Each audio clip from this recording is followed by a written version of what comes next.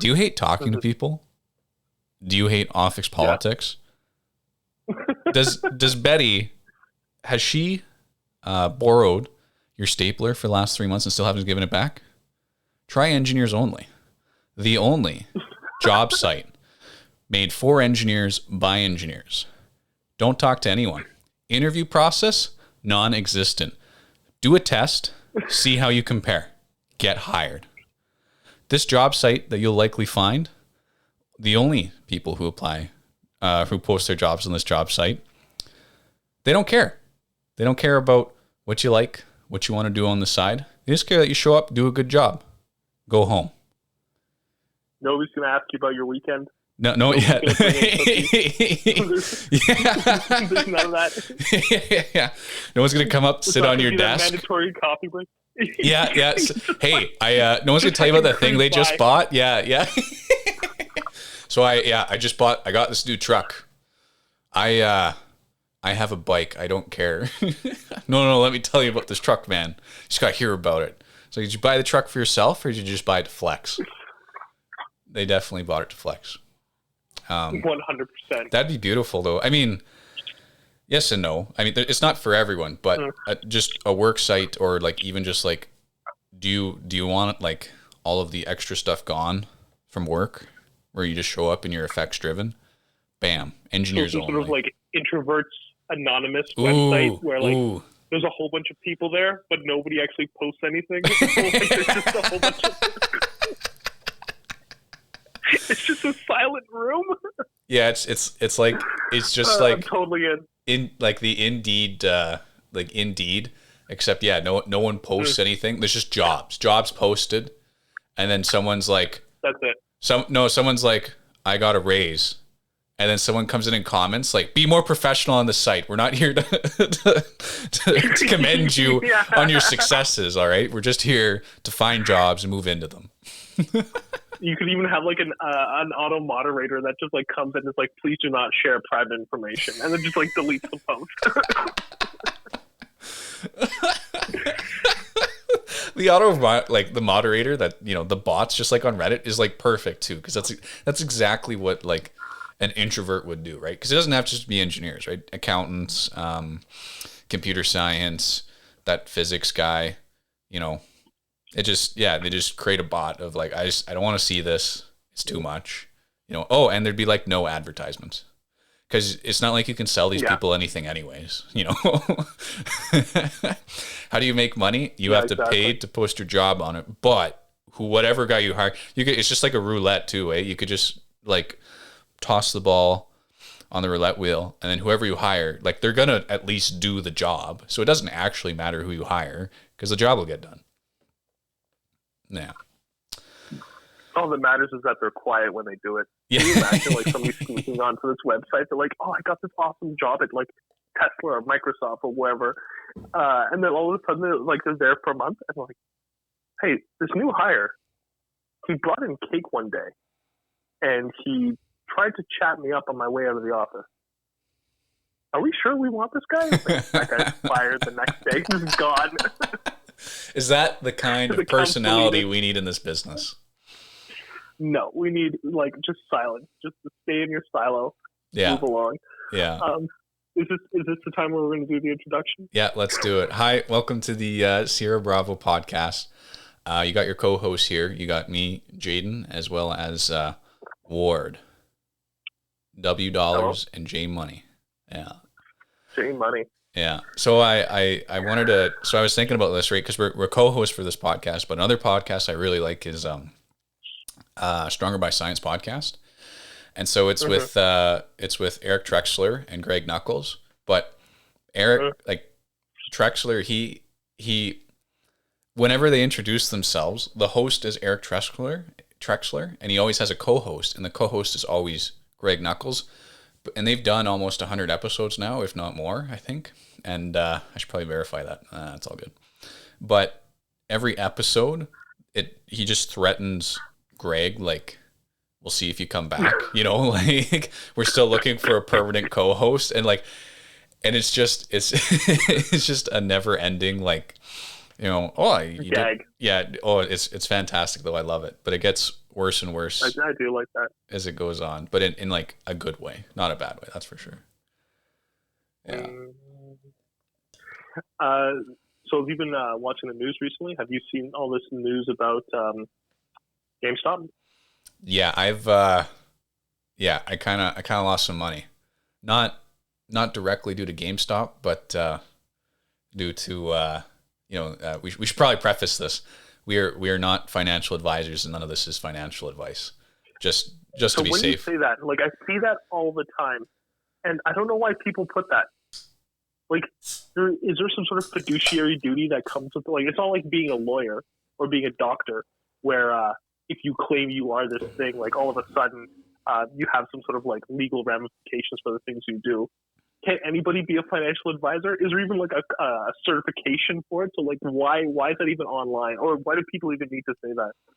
Well, I think it's that's probably a little bit like it. I definitely think it's probably become a little bit of a meme, but also like at the very least, like if we were to preface every video and say everything I said is a joke, nothing is meant to be taken seriously, including this comment, in theory, whether we intended to or didn't intend to say anything wrong or mischievous, like at least we're covered. Because if you are a financial advisor, right, let's say you give good financial advice and then someone makes a bunch of money, maybe you're right. Maybe we shouldn't say that. And if someone makes a lot of money, they should tell us, and then we can cash in on their gains, be like, hey, you gotta, if we're now your advisor, cause we didn't say we weren't. And so now you owe us money, maybe we should do that. What's your thought? Yeah, so what you're saying is that this is financial advice. No. You owe us half of it. Yeah. Did you make money? No, not financial advice. Did you make money? Yeah, yes. Don't even. Yeah, definitely financial advice. Why weren't you at my wedding? Half. Yeah, exactly. Yeah. I mean, we could do that. I mean, sorry, we're not doing that. This is not financial advice, but I think that is just part of it. I mean, it's the same way, like, if I make a Kinder Surprise egg and I don't put could choke child and then child chokes, like, it's not necessarily like even having to go through court and like, because you're probably going to be fine. But the fact that you have to show up to court is what costs you money. And so having to dispute anything, like maybe that's the thinking of it too, is like, if you have to dispute any claim about whether or not you're a financial advisor, like unless it's like an email and you just say, no, that's not me, like you might be losing money. Yeah, fair enough. Yeah, 100%, not financial advice.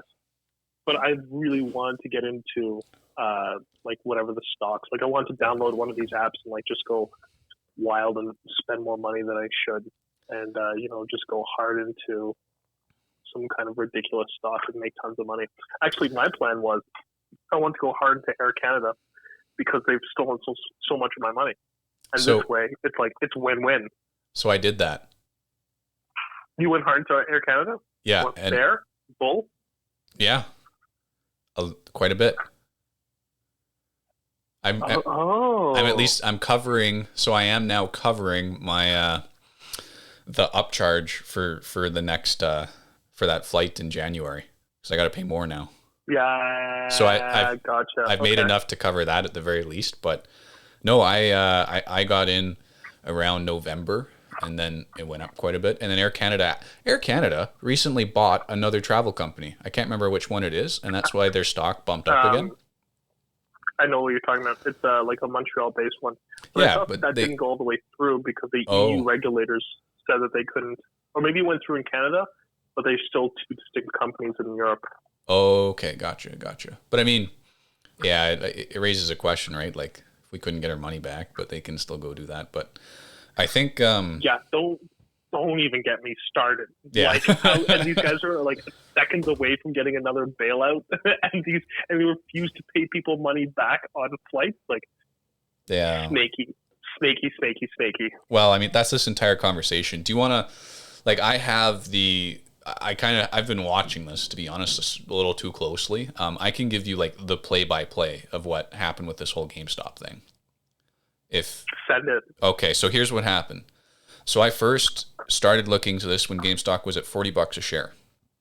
I hopped on Wall Street Wow. Bets. Okay. I hadn't been there in a while. And I was like, oh, this looks interesting, and like started doing some reading, and they're like, oh, GME to the moon, look at all the shorts and stuff like that. Like someone did a DD. I can't remember what that exactly stands for, but pretty much Due diligence. Yeah. They just took a look and like analyzed the hell out of it. It was like, this is what's going to happen. And I was like, well, I mean, it sounds fun. And I was actually going to throw in like $100 and buy like 3 shares or something, but I didn't. Mm-hmm.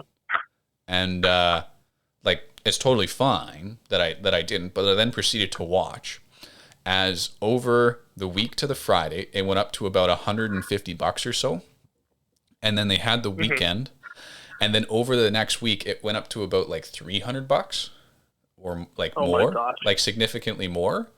But then they somehow were able to Robinhood, the trading company that a lot of these guys use because it's no commission. So you just trade your money, easy to sign up and gain access to. Just throw $1,000 in and start trading. They ended up restricting trades on GameStop, and of these stocks that were like a lot of people were buying into, there was GameStop, Nokia, BlackBerry, and AMC. So these, I don't think or know if these were all like the same move per se. I just think a bunch of people were doing their due diligence, but I actually bought some BlackBerry like a month before, and then randomly it just like went through the roof, and I was like, what is going on? And then so you made bank? Well, I mean, yes and no. Or like I don't put all my eggs in a basket, but I mean, I was up by a lot more than I should have been. And then I actually, I was up like a stupid amount, and then it came back down to like still a lot, but like a little more reasonable. And then that's kind of when I got out. But, so I had one stock in play by accident, and then I was like, you know what's going to happen? I bet you Nokia will do something similar, because I was seeing like how much it was referenced on the site and this and that, and I thought it was going to go up. So I bought into Nokia. I bought in, and literally 5 minutes after I bought, it went up like quite a bit, and I was like, holy smokes, I can't believe this happened. And I was like, I was watching it happening, and I was like losing my mind. And then in the end, I kind of watched as it like moved up and down, and then it really started to kind of drop, and I ended up losing some money on it. And it was one of those kind of like I learned a lesson through it, and I'm definitely glad I did it this early in life. But I think I personally think the lesson to be learned is if you are just finding out about blank, you've probably already missed it. And that's not to say that, and that's not to say that like you are missing it, because when I first found out about GameStop, right, but I didn't lose any money by not throwing my hat in the ring, right? And I think like our human brains we're not calibrated for some of this stuff. Like it's not intrinsic in us to understand that, hey, not making money isn't losing money, right? And we're so concerned about losing out, and people beat themselves up. And like another error that I ended up making was this one stock that I had, I decided to get rid of it to move the funds into Nokia. And then literally a week after, I then like lost money on Nokia, and then that stock went up quite a bit. But that was like sound reasoning, this and that, but there was no hype behind it. And so I decided to make a decision where instead of trusting, all this looking into and recommendations that I received, I just hopped on some bandwagon because I didn't want to lose out. But then I really lost out in the sense of, I didn't make money on the trade, and then it ended up going up after. But so there's like, my personal, not sure whether or not this should be disclosed, but I think I've been careful enough about all this. But anyways, Robinhood on a Friday, Thursday and Friday, I believe. I could have just been one day, which would have been the Friday then, reduced the amount of trades that could occur for GameStop, AMC, Nokia, and BlackBerry, which greatly reduced, like maybe not have reduced the price, but it slowed the momentum down, like huge. Yeah.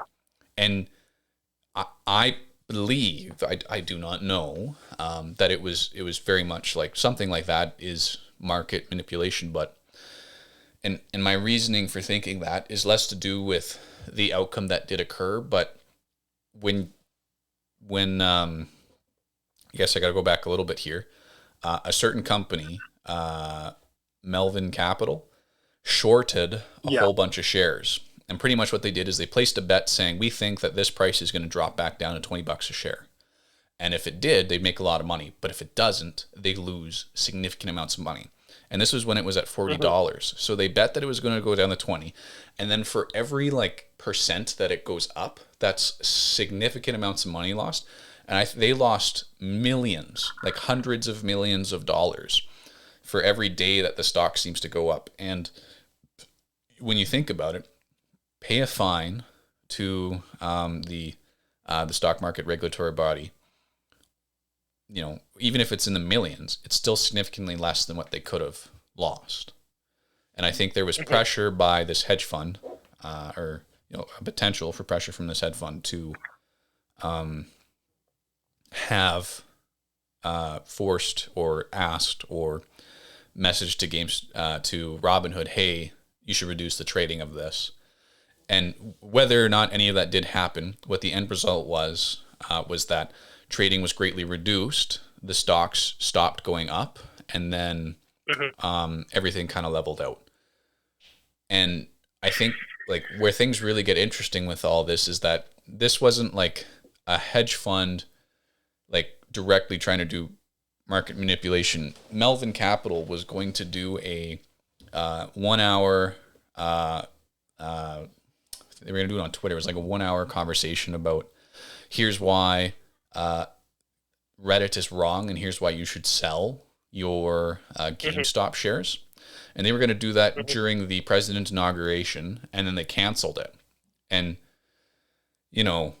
that is suspect. When people they have a whole bunch of money and they're moving it around, and then they're directly going to come out, share, like say they have their play already indicated and calculated, and then they're going to try and get the average person to, they're trying to influence the average investor or large investors to jump off the ship to, to make money.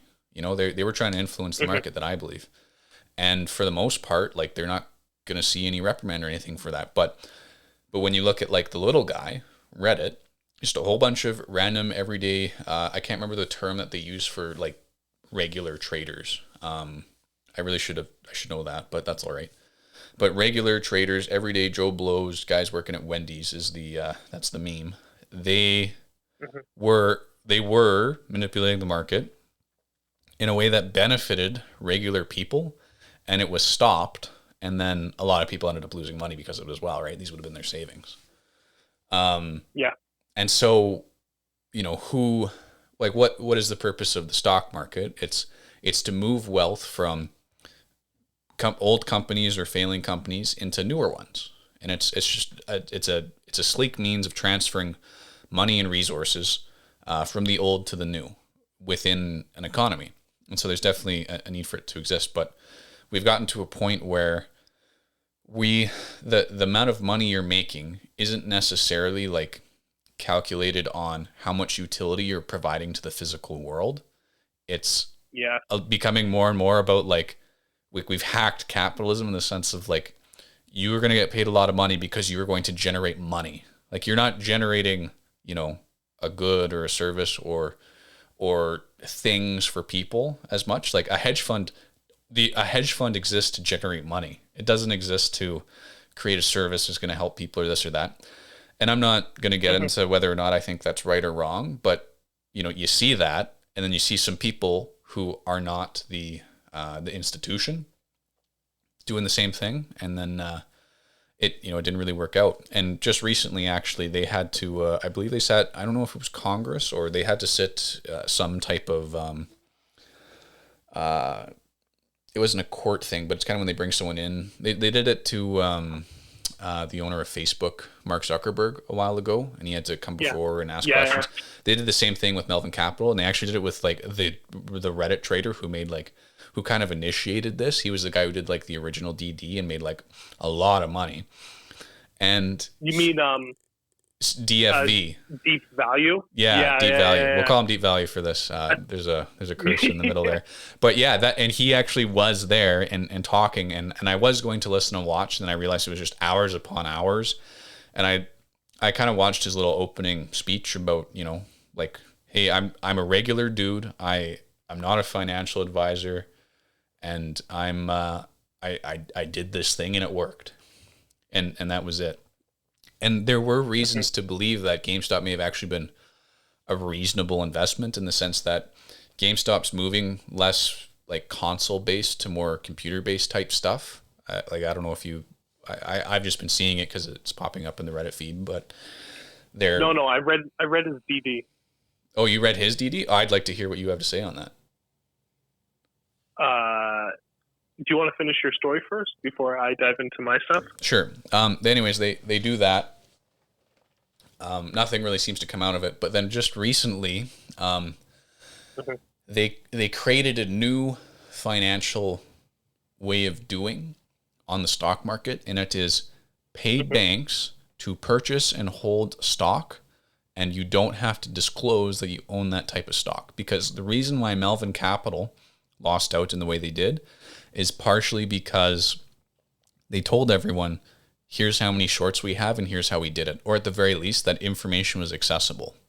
And so now they just created a new way of, we're going to lose out on a percentage of the wins, but we keep everything off the books because technically they don't own it. They're paying someone else to hold it for them.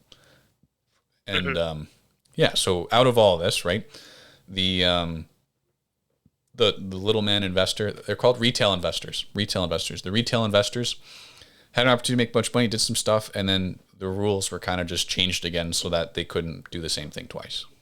Which, yeah, and I think that's a pretty good roundup. Is there anything that you think I might have been missing or not touched on?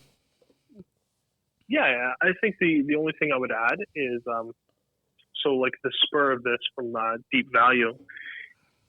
Even though he was the first person on Wall Street's best to get into it, as far as I can tell, he was not necessarily the guy who kind of spun everything up. That was, and as best as I can tell, that was super nebulous. That just kind of happened on the internet a couple months ago, or like a month ago or so. But he identified that Melvin Capital had shorted GameStop, like had bet against GameStop, but they had done so to a point where they had actually shorted more than the amount of stock that was on the market, which should not be possible. I'm not exactly sure if it's like crime is a strong word. I think there's regulations against it, but the fact that they can and they did is frightening to me. And then his logic, I watched one of his videos, an interesting guy at least. His logic was that like even though store retail is like going the way of the dodo, it has more years left in it. And in the next 10 years, we still want to buy things in stores, especially with the release of the big consoles, right? Like, so Yeah. PlayStation and Xbox, he bought in 2019. PlayStation and Xbox released their new platforms late 2020. And there was like a huge shortage of them. Where's the place that you're going to want to go? You're not necessarily going to want to buy it online because a lot of question marks there. It's a fairly big purchase, blah, blah, blah. You probably want to get some stuff with it, try out some whatevers. Where do you go to do that? You go to your Best Buys, you go to your GameStops or whatever. So like his logic is sound. The part that really like frustrates me, or like I'm still trying to wrap my head around, is in my mind, the stock market was built as a mechanism to, like you said, support new ideas or like new businesses or opportunities or whatever. It's supposed to incentivize innovation. Yeah. Right? It's supposed to get us to that next level. And it feels like it actually doesn't do that anymore. It's just a game in and of itself. Like the idea of shorting a stock, the idea of like betting against something and still making money is ridiculous to me, because you 100%, you don't make value. You don't do anything for the world except for produce money for your shareholders. Yeah, and in fact, you actually take something physical out of the world by betting against it. Especially when they bet against with like X number of $1 billion, and then they build the impression that like this business is going under, so everybody else thinks the business is going under, and the investments all dry up. Whatever the thing that business brought to the world is now gone, and the fact that happens, it blows me away that that's even a possibility. No, I think you're I like how you put that. Like the shorting, like it's shorting literally doesn't necessarily do anything beneficial. Like you're not. I mean, you're moving a stock around, which could be thought of as beneficial, but you're not providing anything to the company that you're doing this to. In fact, you're hurting it, or at least have the potential to hurt it, or you're making profit off of its hurt. So by something falling, you are making money. That's the it's the opposite of innovation and rewarding something for creating something new. But I mean, it's interesting, like mathematical loophole. Yeah, especially like Western capitalism, or like at least in North America, right? Like part of the dream is that like you can build a thing, right? Like this is your idea, you're going to take it to the moon, and you're going to do excellent, right? You're going to be the next Bezos or Zuckerberg or like Jobs or whatever the case is. But that is built on the back of your brain, of your muscles, of your ingenuity, of your leadership, of whatever. It's built off of like a thing that you do, rather than your prowess at mathematically like just moving things around, or not even. And this is the part that really gets me, is that even though, like, I'm not going to take anything away from Melvin Capital, I'm sure there are super smart people that are working there. The reason that they're able to do this kind of crazy stuff is because they have so much heckin' money to play with in the first place. Yeah.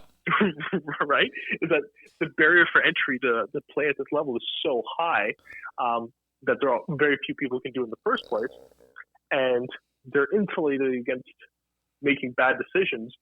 Because when you bet against a company for a couple $1 billion, the signal you put out into the world is that this company's already dead. So it's kind of a catch-22. Like as soon as you signal to the world that you make your bet, like quote unquote bet, you say to everybody else, this is the way that the tides are changing, and especially when you have that much money, you're perceived as being legitimate. And no, it's not like catch-22. It's a self-fulfilling prophecy. That's it. And that, like, it just blows me away. Well, I'd like. Yeah. No, sorry, I'm interrupting you there. Do you want to keep going, or can I expand on that a little bit? No, go right ahead.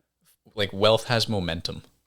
Like you talk about a barrier to entry, but like as you can acquire more tools, like at some point you have enough stuff, or you haven't invested enough things, or a company or this or that, where it makes financial sense to pay for an accountant to manage your money better. Like, and I could be off there a little bit, and I think I am a little bit, but it can't be that simple. But there is if you are willing to just spend a certain portion of your time looking to generate more, you're going to get there. I think you're going to get there, at least, unless you have like this card stacked heavily against your favor. But there's momentum, and as you keep moving in that direction, it's not necessarily going to be easier to keep moving, and it takes time, right? It takes effort. You look at these CEOs and you look at people who are moving this money around, like they're working hard, long hours, but there's that exponential growth that occurs, and because you look at 20%, right? It's not a ton when you have $100, but if you're investing millions of dollars and you make 20%, like you just made more money than some people will make in their entire life. Like I think the average person ends up contributing somewhere around like $2 million to the economy. And yeah, and as soon as your like your dividends or your stock growth, right, makes that much, you've just in 1 year made more money than one person can their entire life. And it's I don't need to go into like right or wrong, but it's just interesting, how like that there's a momentum aspect to it, and I think there's an exponential growth there that so hopefully I hope that a lot of people try to do that a little bit more, like with their savings and stuff. But I don't, like what's a real home takeaway that the average person can get from all this? Because I've been seeing these ads everywhere about investing now, everywhere. It's insane. Yeah, but that's the targeted ad. Like, before we pivot onto targeted ads, which is it, I don't know. Like, I make enough money, or like I am in that kind of headset or whatever, where if I'm gonna buy something, I'm gonna look for it. I'm gonna like look at 3 or 4, and then I'm gonna buy it probably that day or the next day. And so what happens is I look at something, I buy it, and then I get a whole bunch of ads for the thing that I already bought. And I'm like, I've already spent my money, Facebook. Like, just move on, man. Oh my goodness. And like, while I do appreciate the targeted ads, because sometimes it'll pop something up, like, ooh, I always wanted to try that. Blah blah blah. Cool, which is effective. But on the flip side, it just rubs me the wrong way, because it misses the mark so many times. Like, I already bought these running shoes. I already have that equipment. Like, I'm good to go. How about you move on to the next thing or the next guy, right? Yeah. Sorry. Oh yeah. The point I wanted to bring up was the barrier for entry, and like the momentum. That is 100% a real thing. I don't think it's just a stock market thing. I think it's like a stratosphere thing, class thing, something like that. But I have 100% noticed. Sorry. No, I think I'll wait, and then I'll add one more thing. Oh, okay. Because when I've definitely noticed this, like, the more wealthy you are, the less you actually pay for. Granted, you buy bigger and better things and you spend more money. We also get more free stuff. And that is the way the system is set up, to incentivize and promote people who are already in the stratosphere, and to kind of do the opposite to the people who are not. I don't think it's maybe intentional. I hope it's unintentional. But I watched this really interesting article, and my wife was telling me about it, about how pricing for things, like, in a perfect world, advertisers or businesses would have the ability to give custom prices to custom people. So, for instance, you, Jaden, you want to get a hotel somewhere. You hop on your phone and you get a price that is custom made for you, because they understand who you are. Mm-hmm. In a perfect world, what that does, like, the theoretical side thinks that this will drive the cost down, because the companies will believe that they can sell more by just having the lowest cost for people that are willing to pay. That doesn't make sense. The theory is that businesses will give you a price point that you can afford. So if you don't make a lot of money, they're going to give you a lower price point just to induce you to buy. And if you make more money, they'll give you a higher price point because you have more money to spend, just to induce you to buy. So they're like, overall, they sell more. Where in reality, and what I have seen happen, is that under a certain threshold, you get a higher price. Because if you're looking at this, especially with some sort of luxury good, if you're looking at this, you've already decided to buy. And if you're in a higher threshold and you have disposable income, that person gets a lower price. And like, me to tie this back, that is indicative of this upward momentum, where you hit a certain stratosphere and like the deck is stacked in your favor just to keep increasing. Yeah. And yet, if you're below that, you're like, it's hard to break through it, right? Like, it is too stoof. No, that's very interesting. Like, because whether we think it's intuitive or not, right? Like the algorithms will figure it out. It's not, the algorithm doesn't care if Jaden thinks that this should happen or that should happen or this is how the principles of economics work. They're going to be effective and they won't tell you why. And that's an interesting, like if that is what happening, and it definitely sounds from your like that is what's happening from your experience. Yeah, like that's pretty deadly. I wanted to. I mean, I don't have. I can't really add anything to that, but I just wanted to give a little scenario of like how important momentum can be, and then Mm-hmm. that doesn't really apply to this, and then also like my buying habits because it sounds very different from yours. But even Mm-hmm. like going to the gym, right? Like that initial month can be like rough. Like if you're not seeing much results or this or that, but as soon as you make like, hey, my waist is a little smaller. Oh, my arms are a little bigger. Oh, my chest is kind of pumping out a little bit. Look at how much weight I'm lifting now, right? Like those, how you got there was from like small incremental changes. And as you get into like, I think it's just as you spend more time at the gym and you make more and more of those small changes and you see how you are looking better, feeling better, getting better at lifting or whatever, sport or thing you like to do in the gym, like you're also getting that immediate reward and that feedback, and it becomes easier to stick with it. And Mm-hmm. and I think that's huge. Like why do I like going to the gym? Because, well, I mean, I guess I'm good at it in a sense, but it's more so like, it might not be the first week or the second week, but I know that after 4 weeks, hey, I can look at myself in the mirror and notice a little this, a little that, and really, I kind of focus a little more on like strength because like I know that no matter what I do, as I spend more time in the gym, unless I'm doing it wrong, my lifts will go up. And I was doing five Wendler 531, and it's literally add 5 pounds to each of your arm lifts, strength lifts, and then I try and add 10 pounds to each of your leg lifts. I think I bumped those numbers up to 10 and 20, but the first month your bench could be at 135, right? Not a whole lot, but after a couple months, it was surprising how quick, with the work that I was putting in and all of that, like eventually those numbers will get surprisingly high. And it's just huge positive feedback loop of like every time you pick up, like if you can bench 2 plates, every time you bench 2 plates, you're like, I can bench 2 plates. This is awesome.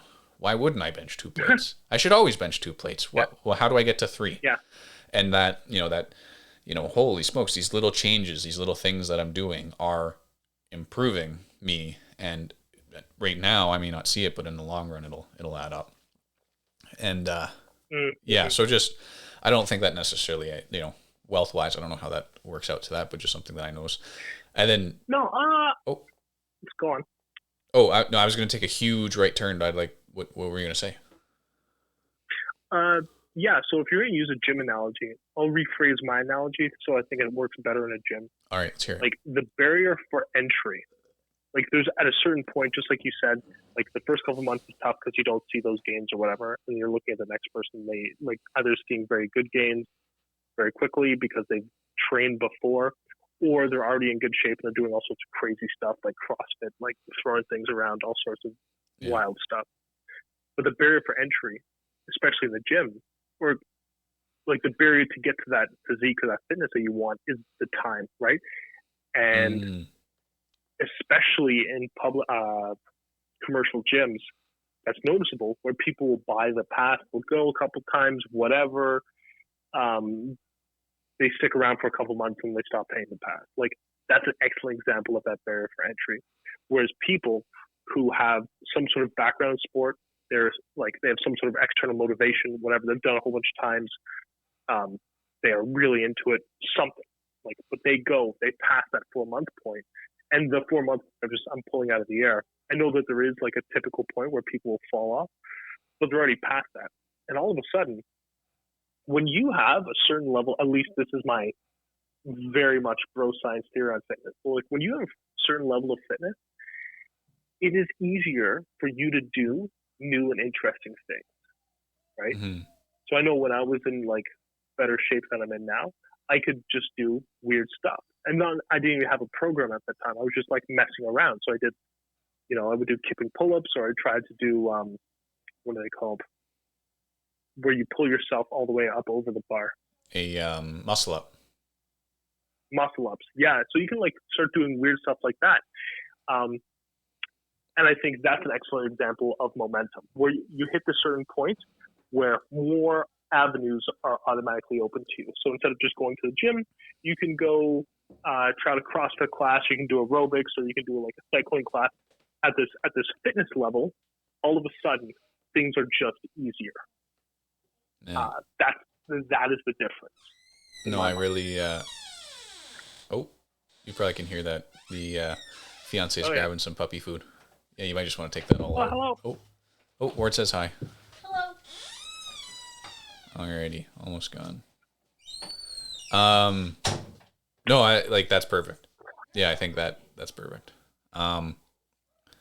Pivoting a little bit, you talked about your buying habits. I wanted to talk about mine because they sound very different. Yeah. I struggle with buying things, and I will always have buyer's remorse. It doesn't matter what I buy.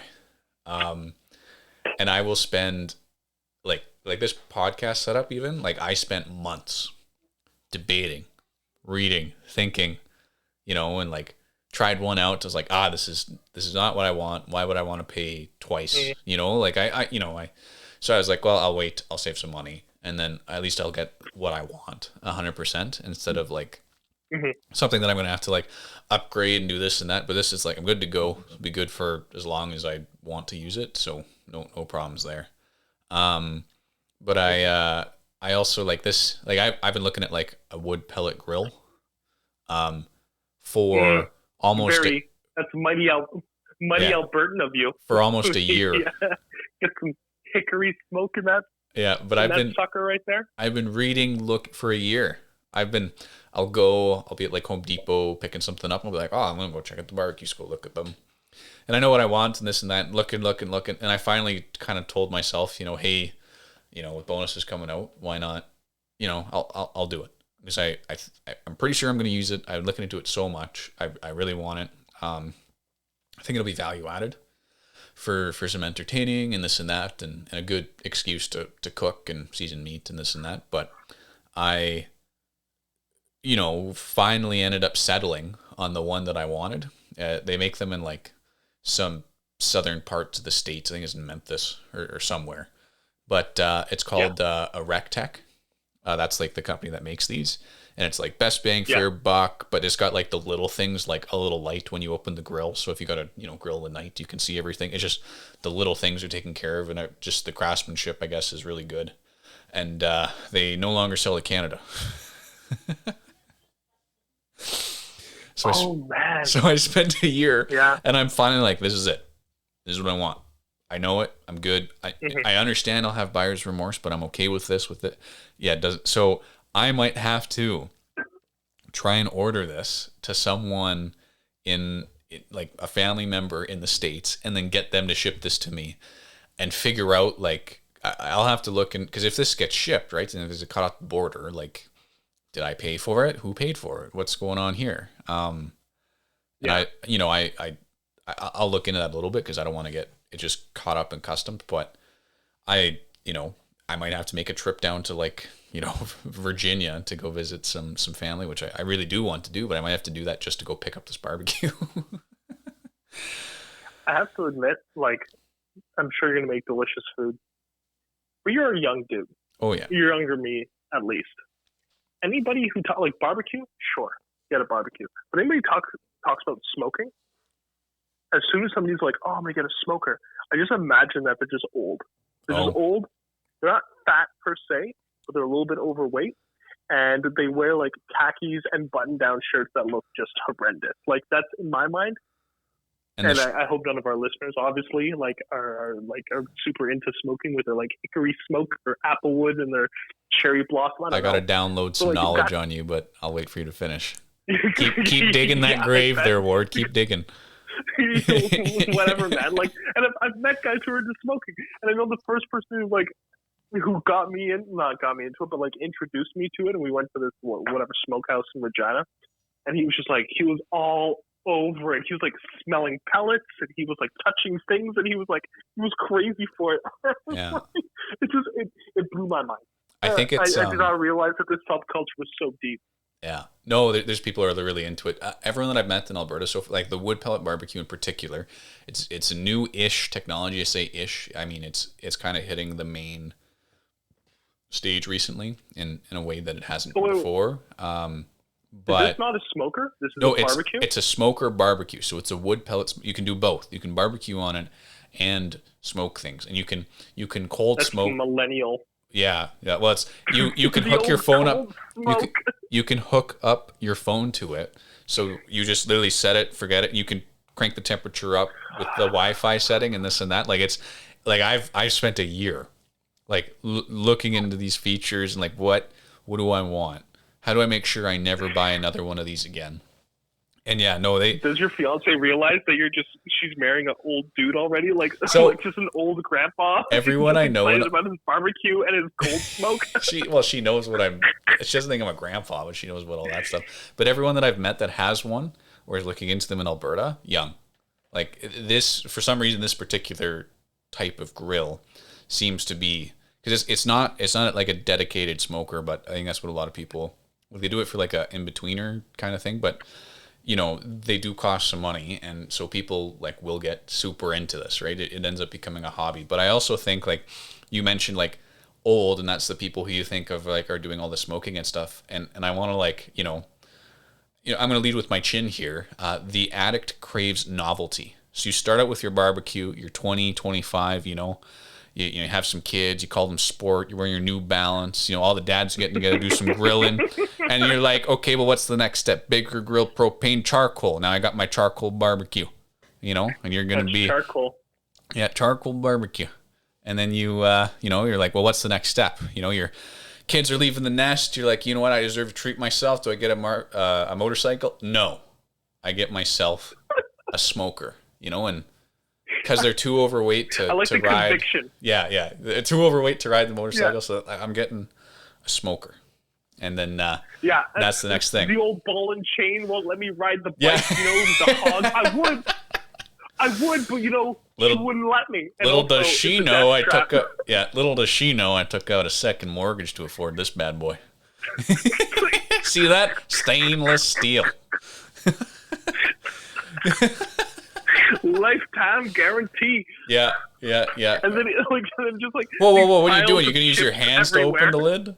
No. Throw some gloves on. We got to protect this baby from the oil. You know. Whoa! Ma'am, you're not. You know, I love you, dear, but you're not parking that thing in the garage. That's where the smoker goes now. You're gonna have to park outside.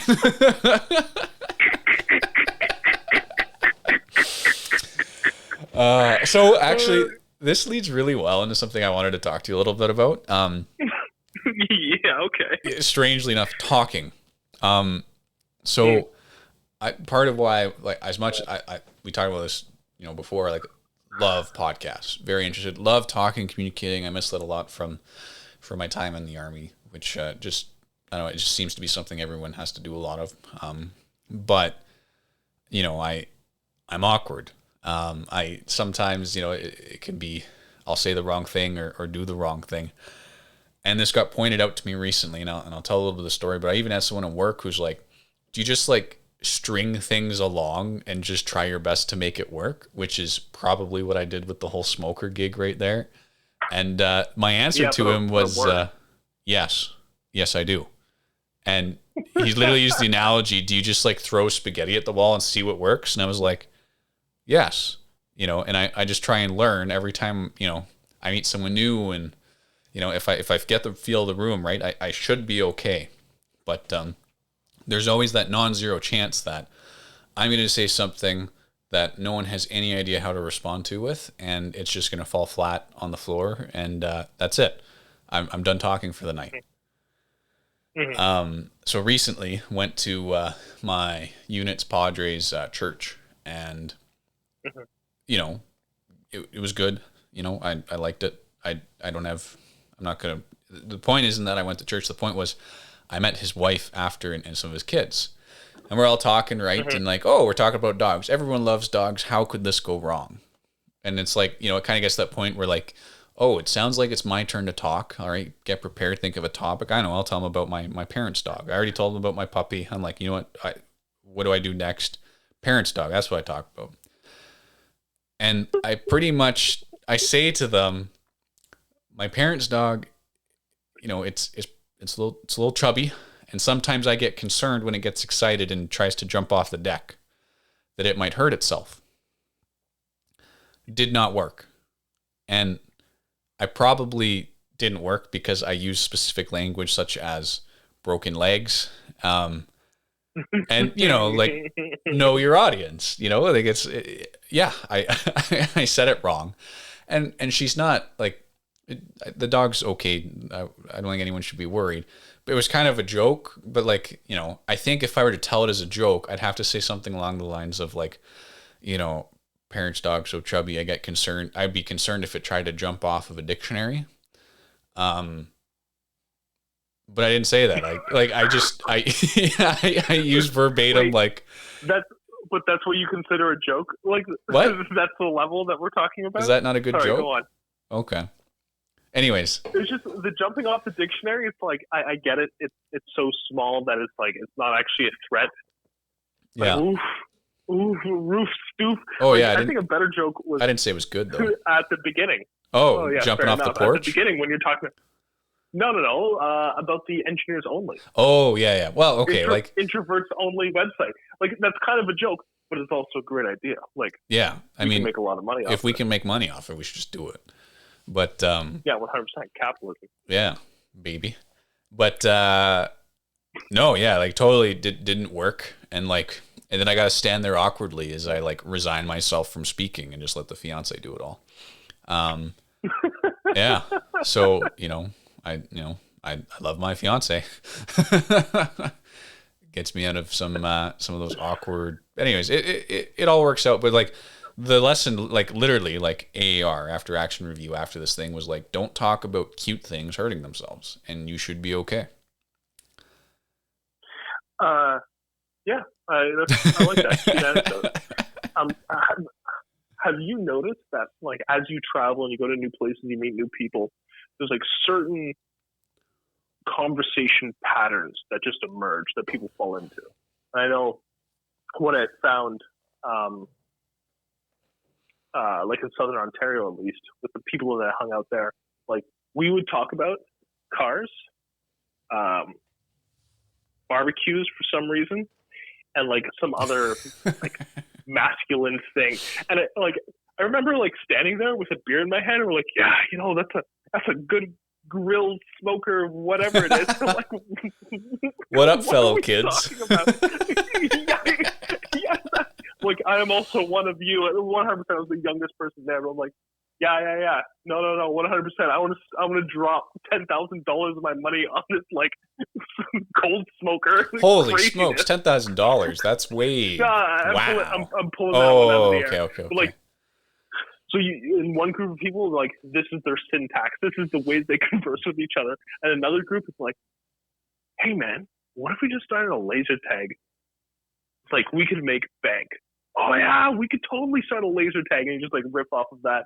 And I find these like insular conversation circles extremely interesting and often surreal when you find yourself in one that you're not used to. Yeah, it just feels like completely dislocated. Well, I'm sure that if I ever went to your church, I would be like, what am I talking about? No, I should even just take you to like a bush party or something where it's literally like all these, and I mean, I think this is just the party scene or young people in general, but like back in Bruderheim, it's literally like, let's meet up and talk about what we did last time. And yeah, and like if you weren't there last time, you're like, oh, like, do I talk about the news? No one here really, they either, maybe they don't. I don't want to chirp anyone, but they didn't read about the news that I read about. That's for sure. You better not. You're not going to go back to a bush. Yeah, I'm going to go back and just get like shanked. Like, you said something bad about us. I love how I use like a Southern accent for Alberta, and like no one talks like that, at all. That's all right. Don't they? I've been to Alberta. Sounds pretty accurate to me. Yeah, that's funny. Is the shank going to be like a deer's It's just a K-bar or something like that? No, it's just a K-bar. Like, it's just a full-blown knife, like, because that's what they have on them, you know? Yeah. 100%. I'm just going to get knifed. This isn't a weapon. Yeah, it's a tool. Yeah, tools can also be weapons. Yeah, that's a great example. Like, when you go to a bush party, like, I've been to a couple of bush parties in, like, Ontario and Manitoba. Yeah. Manitoba bush parties. I went to a pallet burning party one time, and it was crazy. Yeah. Not crazy as in, like, we were doing something extraordinary, but it was crazy as in, like, what did we talk about? We talked about the last pallet burning party. And I'm standing there like and a this crazy is what person happened. because I'm, like, brand new. Remember that time where you, like, jumped over the thing and he fell down? Like, yo, 100%. Yeah. That is crazy.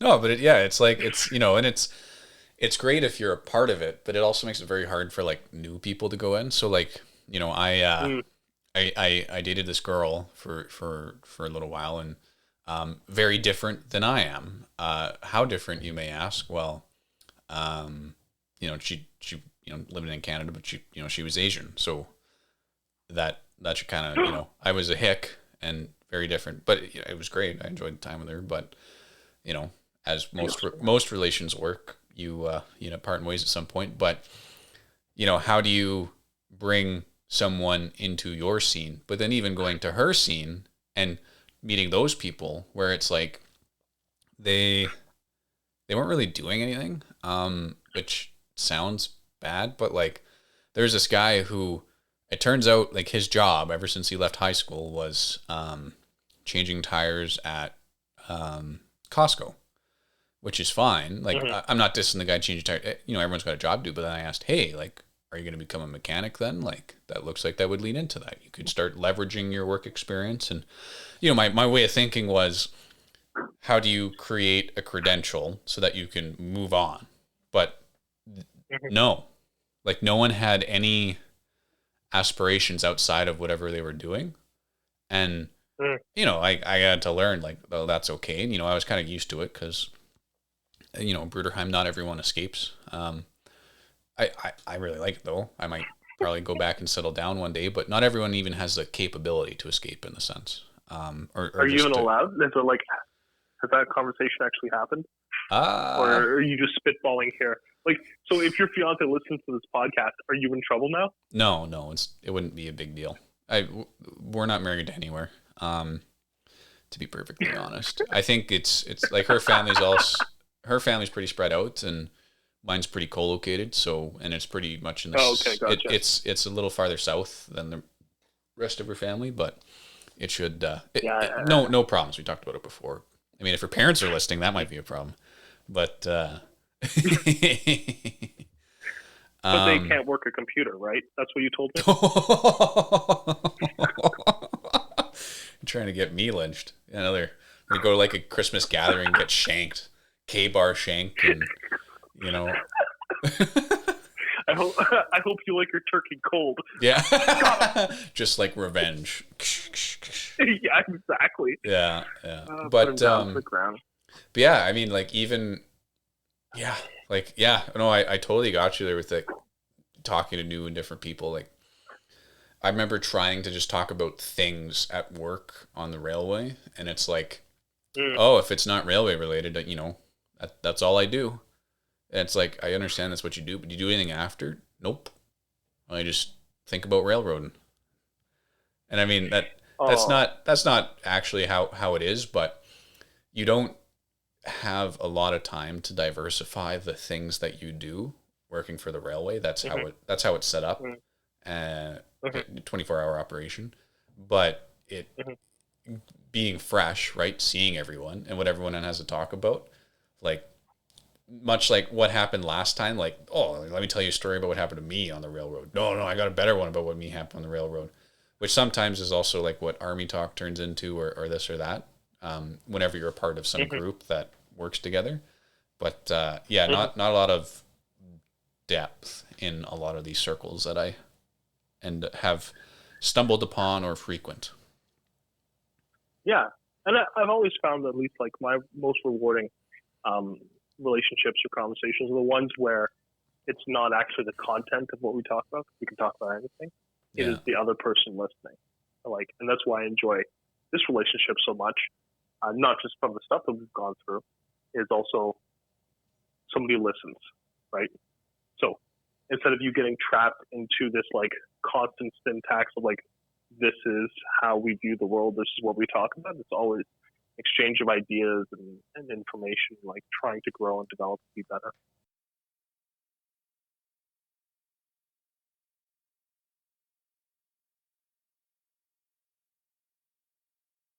Nothing satisfies like the sweet smoke from a cold smoker.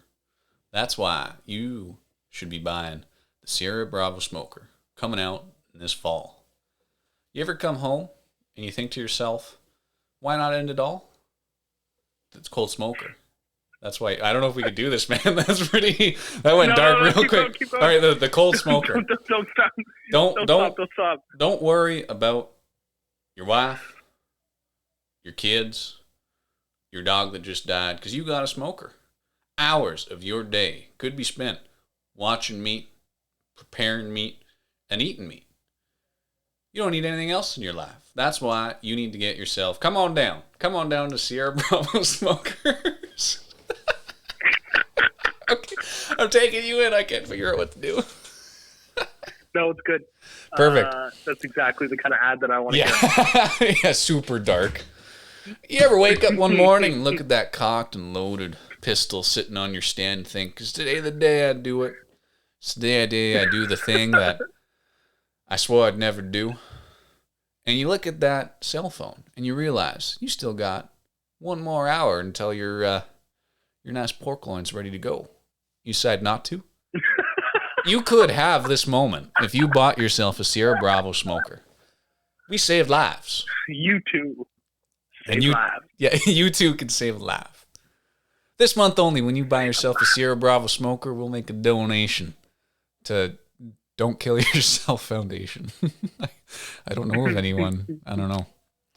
That'd be good. I'd totally be down if, okay, real talk. If we ever did get people like doing ads and stuff, like I'm having enough fun with this. Are we not recording right now? We are recording.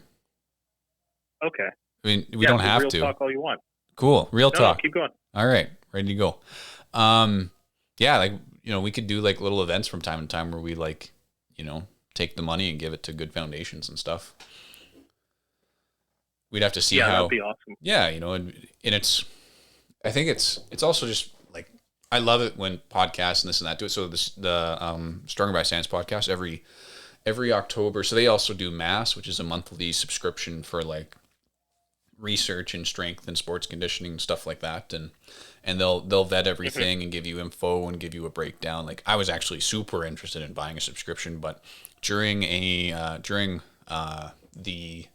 Black Friday sale that they do, they give, I don't know if it's 100%, but a portion of the proceeds, if not the full portion, are given to suicide prevention organizations.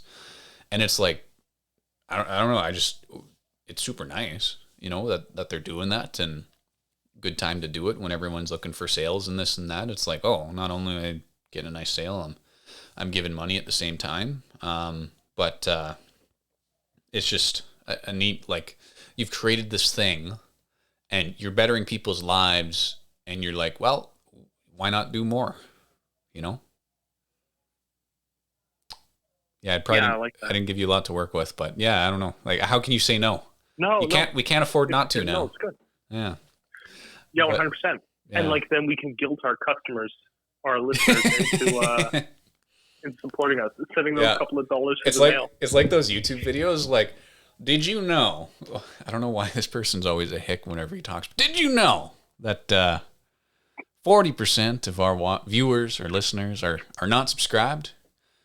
Get on down and click that subscribe button. That'd really help us out a lot. And hit that hit that bell so that you get notified every time something comes out. And yeah, because I see that more and more, where it'll literally be like the last like closing frame on like YouTube, where it's like 50% of you aren't subscribed. You should subscribe. And it's like, you've been doing this for more than one video. I think they just don't want to, man. Like, But I mean, I'm not above it. I'm willing to do that. Oh, 100%. Yeah. We're going to plug this wherever I can. Got to be that. Yeah. Well, I noticed on Uh, LinkedIn, because I just created a profile on LinkedIn, you can, they have like this banner that no one puts any photos on because it's a super awkward, like size where it's like, what do I put on there? This whole site is supposed to be work related, but you've created something that is like super panoramic, and I don't feel comfortable just putting like a nice landscape photo because that's like the only good thing about panoramas is like landscapes. I mean, I guess I could put mhm. those like those photos I sent you where it's like the railway tracks across Canada. I could put one of those in. That'd be pretty cool. But like That'd be pretty cool. you can throw like a photo of yourself, right? And then it's like, well, if I'm supposed to be shilling myself on this platform, why do I want to put like a giant company thing on there? Like people already know who I'm working for because it's in my bio. And Yeah. any other photos I have myself that look really cool, like I have a couple panoramics of me with my bow, which are like super cool, but I don't think that's what professionals want to see, when they're going through. You're right. I don't think they Depends care. where you're working though. Yeah, but No, like if you were yeah. an engineer for that smoking company, that like barbecue smoking company, like they would Sierra 100% Bravo. be into like Yeah. yeah, that one. Yeah. As a representative of Sierra Bravo, I'm totally into you bow hunting and just rolling around with some flannel. Like that's actually what we want. For you to Yeah. come to work and not talk about your personal life, and also just go and do whatever you do on the weekends, like send it. Yeah, yeah. Here at Engineers Only, we like it when people they we like it when people express themselves in subdue neutral colors in the workplace. Yeah. Is taupe your favorite color? Because this is the place for you. Yeah, it's our favorite color too. Come on down. Yeah. I just think about like that Rick and Morty, like, come on down, ants in your pants, and he's got like you can't see because there's ants in his Ants your eyes. pants, Yeah, Jonathan. Yeah, ants in my ants in your eyes. pants, Yeah. Come on down. Yeah, it's pretty good. Okay. Well, yeah. What's next up? Well, I mean, I think we were about to beg for a subscribe, not for subscribers, but for sponsors. But next up, what I have is we were talking about social media. Oh, sorry, we're going to talk about social media and movements within certain countries to make them pay news sites for posting their material there. And Yeah. I mean, do you mind if I just give like a hot take on it? Like, Send it.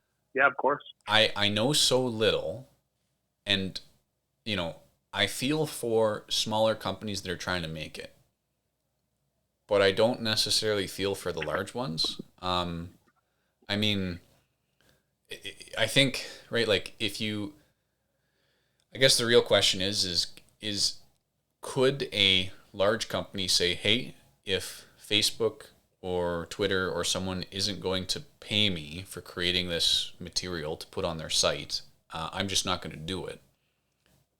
Not do it, and then Facebook or Twitter realizes that no, this is actually good material. We want to give them money,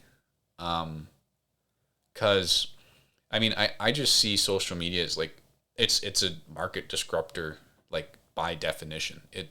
It's disrupting everything in the sense of like how we share news and media, how we do political campaigns, all these things where we may require a network or we're sharing information because most people are getting their news now from there. So I understand that maybe there's something about that, like most people want their news to be paid for, at least in some sense, or post this or post that, but I just don't know how to, like, is this a social media problem, or is this people just lobbying the government again to try and benefit themselves? Or is it both? I don't know, but I think for the little guy, I'm definitely a little more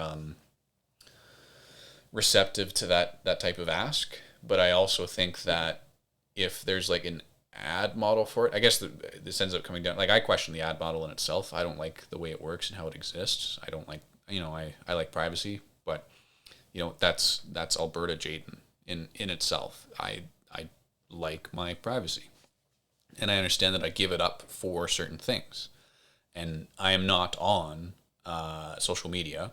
I mean, I might have to make some stuff for this podcast just because I'm also interested in it. It'd be, cool to see this whole setup and how would you start some type of media platform like this. But, I'm off of it, but also just because I have other things that I enjoy doing, and I don't seem to have, I mean, I guess I'm on Reddit from time to time, but I don't spend tons of time on that. And yeah, we totally divulged a little bit, or at least my hot take has, but I mean, is the ad model sustainable? Is that what we want? And then is it just that it's not paying enough to these, companies? Or are these companies potentially like failing in the sense that they're not really innovating? I don't know, but those are the things that I'm thinking about, and I'd like to hear your opinion. So my understanding, because so you heard about Australia, right? Yes. Did they pass it, or were they still talking about it? And I think Facebook ended up like shutting down in Australia for a bit or something. Well, no, Facebook no longer carries the news. Like, Facebook is still there, but they no longer carry the news. Oh, okay. But this is an international problem. It's not just like Canada and Australia. Everybody's dealing with this because news media, good news reporting, is fundamental to a democracy. Like, we need people to be speaking truth to power and to root this kind of stuff out. And it's dying. And it's dying in droves. So the big ones are still there. CBC, MSNBC, BBC, all that kind of jazz are still there, but local, small town news is not there. So, for instance, if your mayor is doing something stupid, how are you going to know about that unless somebody tells you? Because there is no more local newspaper. Yeah. And that is its own problem in and of itself.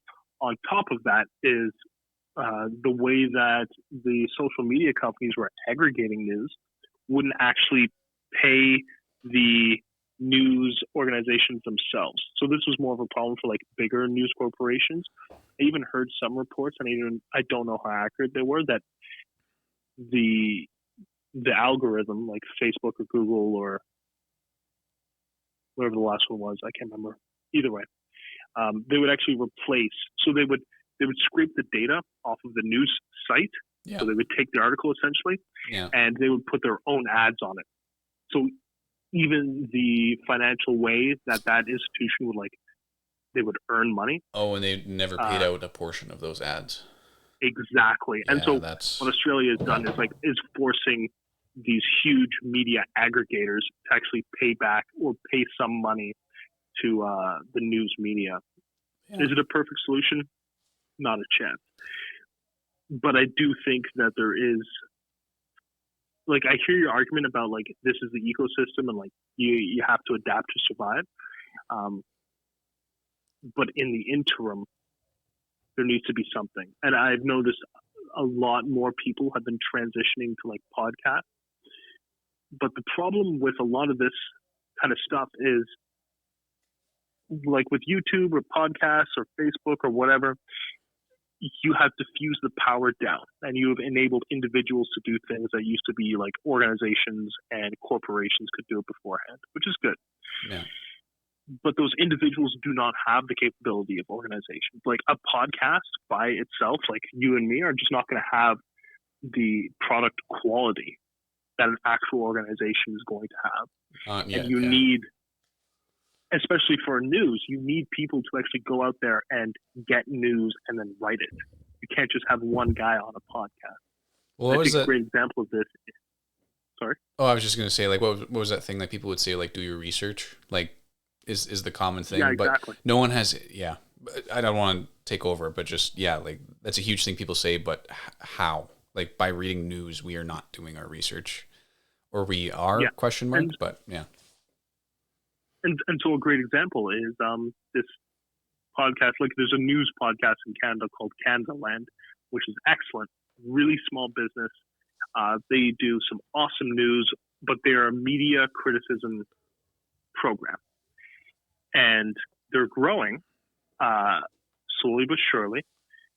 But they are different than an individual doing the thing. And the only way that they can bring better news or be more effective is to grow. Yeah. And eventually they're going to hit that point where they're now a corporate. Well, they're already a corporation, but they're not going to be like big media of some sort. And maybe he'll put limits on their growth, but either way, it's no longer going to be the individual. And we need these organizations. And if they can't play well with each other, that's where I think the moderation needs to happen from government or some sort of, from government. All of this to say is that the control that's being placed on internet corporations, I think, is good. I think they've had it pretty good for far too long. I know, or at least I understand the outside impact the media corporations have in the world. Well, like Facebook, for instance. Yeah. Facebook tried to corner the market in India. They were actually like giving people SIM cards so they could get onto the internet, so they could get on Facebook. Like, that's how far they were going to corner the market. Ridiculous amount of power that they have. And it's all under the guise, not guise, but it appears to us, the user, that it's free, when in fact it's not. It is for your attention and your time. And the scary part is, like, me as a professional, my time is actually worth something. And yet Facebook has the ability to steal that time, sell it without me knowing or consenting, and to value it completely different from the way that I would value my own time. Yeah, if you don't, I would love to jump in. Everything that you were saying. Yeah. I want to expand this out one level from the whole like news and stuff, which is exactly what you've done, but just talk about what's happening in the news recently is like, what if we regulate social media platforms, specific ones, as say a utility? And the reason for that. Oh, yeah. Yeah, and the reason for everything that you've said right there. I know, like, initially I thought, you hop on YouTube, you start watching some videos, and then it's like 3 a.m. It's like, oh, why didn't you just shut it off? But I've heard arguments that I'm more sympathetic to now than ever before, also because this has happened to me. But we have algorithms that are like laser beams pointed at our brains of like, how do I get you to keep watching stuff? And it's like, it's good. It's good. I'm not, I've definitely been took in the sense of like they provided me stuff, but they also provide me with like things I'm genuinely interested in. So there's that balance there of like, okay, it's showing me something very interesting, and it's just on the sidebar. I turn off autoplay for that reason, but even with autoplay off, it still puts enough stuff in front of me where I'm like, oh, well, yeah, I do want to learn about this weird engineering thing, or, some government things going on. I would like to learn, like, just, and, it is my fault. It's not my fault. I'm choosing to do it. And this algorithm is very good at it, and it's only going to get better. Yeah. And as we, you talk about time and value, and I'll add in privacy to that a little bit, but it's not intuitive. I don't think it's intuitive as some people think it is. And because of that, I think that's what's allowed it to exist for so long in the States of no real regulation. But, do people really know about what it is they're signing up for? I think now, like, the more time we spend on the platform, the more people realize, yeah, I am giving up my data for this. But yeah, I do on that basis. The news one, I still think it needs to stand up to critique, and I think the critique does, with what you've provided me, is that, yeah, we really should consider having payments or some type of activity like that in place so that the news can continue, because you do need that information to flow, and who holds it and controls it, and that's really it, right? Like, where is the control? The control is either these algorithms, and it's all in the pursuit of money. And at the end of the day, as much as we like or don't like governments, the goal is to achieve an effect. And if the effect of America that they want to achieve is freedom, you're not getting it through the social media as it currently stands. And Yeah. that's why utilities are regulated the way they are, is because if you want to succeed in the same way that everyone else can in North America or any part of the world, I think we're getting to that point. I could be wrong, but you need the internet. And Mhm. it, right, wrong, this or that doesn't matter. If you don't have it, it is like amazing how poorly your education system or this or that can end up. Like I think about me going to university during a time where I could find alternate means of information. I don't need to just go to Mhm. the library and spend hours reading books. I don't need to go, spend tons of time with the prof and talk about this and talk about that, even though I could still do it. But what I can do is whenever I want, however I want, access the internet, ask it a question, have it provide me with material that'll answer that question, or at the very least give me a better idea. Cause Mhm. like I even like, yeah, going through school and looking back and realizing like I could not necessarily Google search the answers, but it's like I could find additional resources at any time faster than I could at any library. And people used to have to Mhm. spend hours. But I also see like the improvements it's having in the sense of like how people are performing on tests, and I've seen exams from years past and how they've differentiated themselves from now because there is that access to material. But yeah, and so, why did we go, Mark, why is internet a utility when at one point the, phones were and this and that?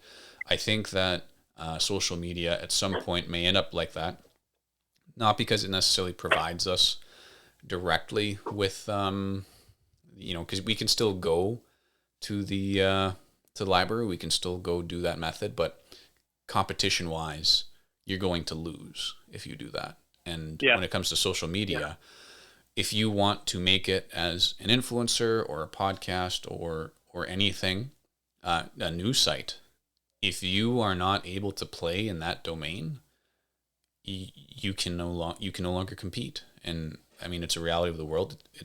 It's kind of scary, maybe.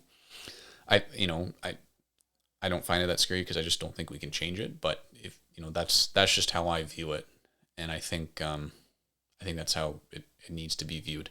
But the real question Mhm. is like, what do you do next? So like we're gonna go in, right. The conversations will be had about freedom of speech. When can or can't you provide the service? Who then would have the authority to turn this on or off? Who's liable, right? Like if the liability entirely falls upon the social media site, if you wrongfully ban someone, you're screwed. And if you wrongfully don't ban someone, you're also screwed. So what does that mean? How do we get around those questions? It's a lot of questions that need to be answered, and we're not going to get it right the first time, but as time moves on, we'll definitely get better at it. But I don't Mhm. know. I don't know. I hope that was all clear and concise and contained. Um, I think it's a lot of questions and not a lot of answers, but that's just where my headspace is at with this because I don't think I have all the answers, or I might have a couple, but definitely not all of them. On like, okay, so we make a law, but Yeah. then how do we enforce it? How do we regulate it? I I don't Yeah. know. So Yeah. It's a tough question, especially since the internet has only been around for 3 decades, maybe a little bit longer. And crazy, social eh? media has only been around for like a decade and a half. We're still in the middle of the upswing, right? And to your point there about us not realizing kind of what the implications are of us accessing this stuff, like we learn this the hard way. The next, like the generation that's coming up right now, they're learning this in school. Like they're learning the implications of putting something stupid on the internet already, and they're acting naturally in that domain. Um, so we're trying to solve a problem, which is a real problem that we need to solve. But we're trying to solve it without actually uh, having a complete cultural understanding of what does it even mean to have a life that's this transparent? Like, what does it even mean to have a footprint where people can see like all of the things that you've thought like for the past 10 years as bonkers, Yeah. right? Are we going to change what the standard is of like of appropriate speech in public. Like if you said something that was like racist or sexist or whatever 10 years ago, is that okay because you're a different guy now? Or are we going to moderate ourselves in a different way? I don't know. Like I don't have an answer for that, but it's tough because we're living through problems that we haven't even really completely conceptualized yet. Like I'm still struggling to kind of fit all this stuff into my own brain. Well, think about when, like, whether or not we have kids. I mean, I'm planning on it, but the problems they're gonna face. Like, I hope I have enough empathy to sit. Like, and I'm glad I realize this now, but I'm going to need to listen so much and ask so many questions about every single problem, just the way technology's going, because I don't know if I'm going to get it all. Like, I'll have the basics, right? Here's how you act, here's how you talk to people. But, like there were people who had to learn how to use the internet in my class. I assume, I don't know, I wasn't really on it in a social media sense, and my parents kept me off of it, and I think that was for the better for me. But I see how in the future it has the potential to be the detriment, but I don't know, and I just think about, kids or even just friends, how there'll be things that I just straight up cannot give advice on because I don't know. Yeah, exactly. And, I think you got to recognize that in yourself, but yeah, like, how do you, it's just so many unknowns that will be realized. And it's the way technology is going, it's going to be realized faster and faster every decade. Because like 10 years ago, it feels like a long time in one sense, and just because like 10 years ago, I don't think I had a phone, and now the phone, it's not necessarily like super like crucial to who I am and what I do, but to like even just move around cities and new locations, like the amount of time that it saves that I can just pull up a GPS on my phone is like, if I didn't have one now and I was, forced to move around, right, travel all the time for the railway, and I couldn't figure out how to get anywhere, I'd probably be fired. But, the company, the company gives you a phone, but those are things that you just, you don't really think about because everyone was on a level playing field. And now by advancing in technology and taking it on yourselves, that's kind of how you level it amongst yourselves, right? That's why I don't have social media, but now I have LinkedIn, because I see that as something that I need to compete. Yeah. Well, let's, are you thinking just, I guess this does lead into one quick little thing, and then maybe we can lead off with the part with that last piece we talked about at the beginning, but, addiction to communication. I'm concerned that because we can communicate so much, that it's having a negative effect on planning. Like, we don't have to plan as well or as hard or just even work in that domain if you can just call people all the time. Yeah. And I've definitely seen that one. And I'm realizing this in, my current work, and even when the fiance's out and she doesn't bring her phone, there's a real detriment. And with the fiance, it's not a problem per se, but it's one of those, like, the convenience of saying, hey, can you pick this up? And then I can't do that. It's frustrating, and it shouldn't be, but it's, when it's frustrating, it's viewed in the sense of, I'm not, before it would have just been, make sure you have all your asks in before someone leaves, and make sure that everyone's tracking the same plan, right? It's up to you as the leader to make sure that your subordinates understand exactly what you're asking them to do. And I should preface this with, this isn't like me and my boss thing. This is just something that I'm noticing with places that I work and people that I talk to. But it's so easy to just pick up the phone and ask people to do more or do less or change the plan, that sometimes we don't just make a plan and stick with it. And is that something you've noticed? Is that How do you like? I think I deal with it as just trying to keep with the same plan, but I wanted to hear your thoughts as well. I haven't noticed it so much in the planning side, but I have noticed it in the ability to micromanage something. So like Yeah. there's less trust. The level, especially like in a military context, uh, the level that we hold our soldiers to now is much higher than ever before because it's far more transparent than ever has been before. Like we can see everything, and since we can't see everything, we must see everything. And so that's one piece. And the other piece that I've noticed is like the ability to critically think about something is a little bit less. Yeah.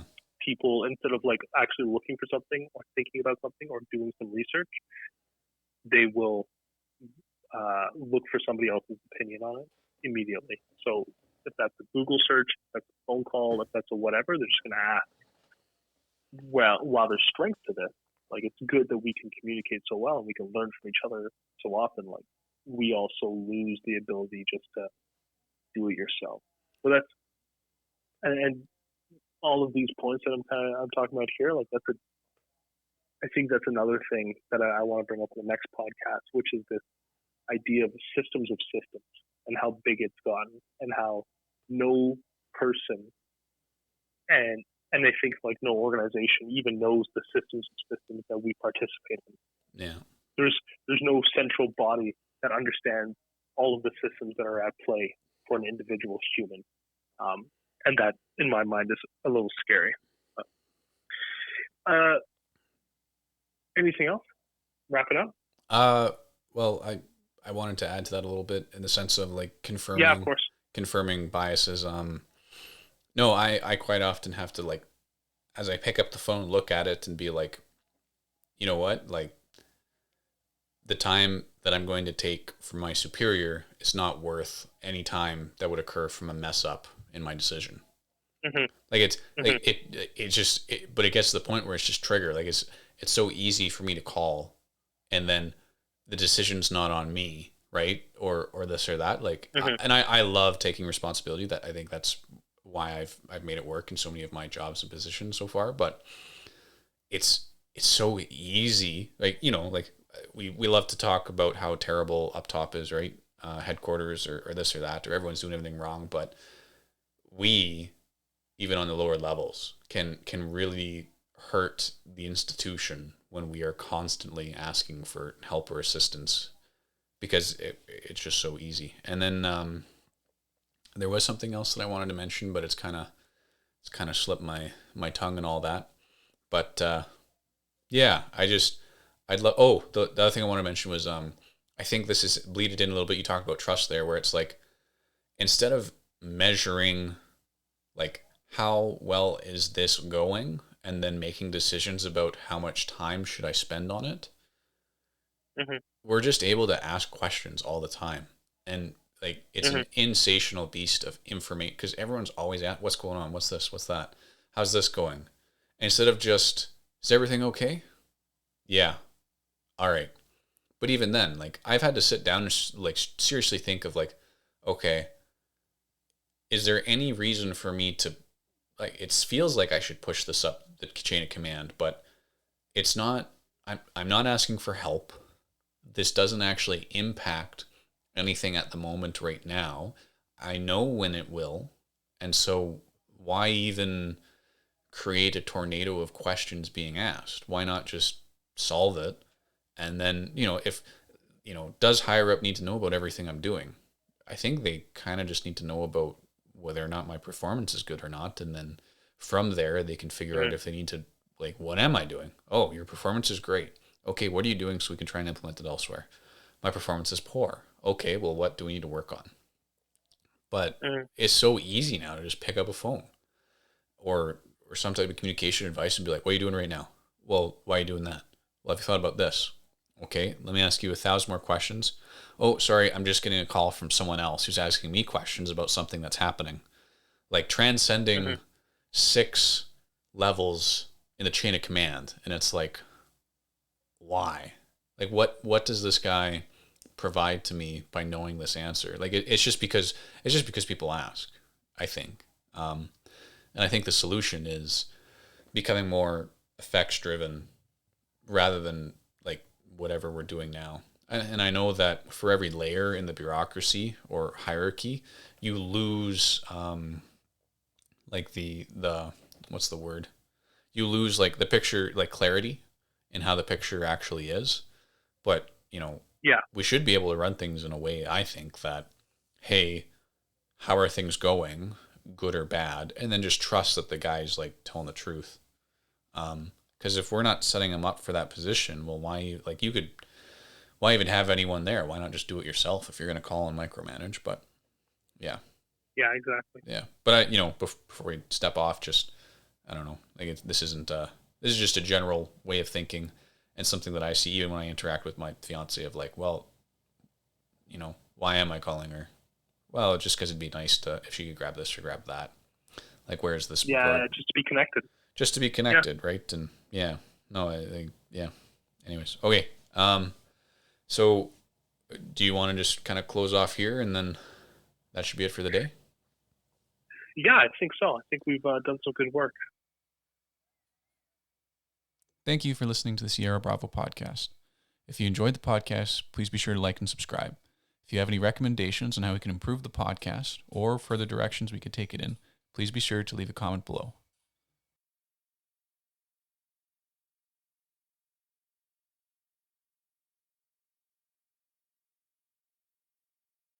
Oh man, you know what we should do? We should just do fake ads on our fucking podcast. Until we get real ones? Yeah, until we get real ones. Yeah. If you like the sound of our ads, pay us money. That's it. That's how I'm going to end it.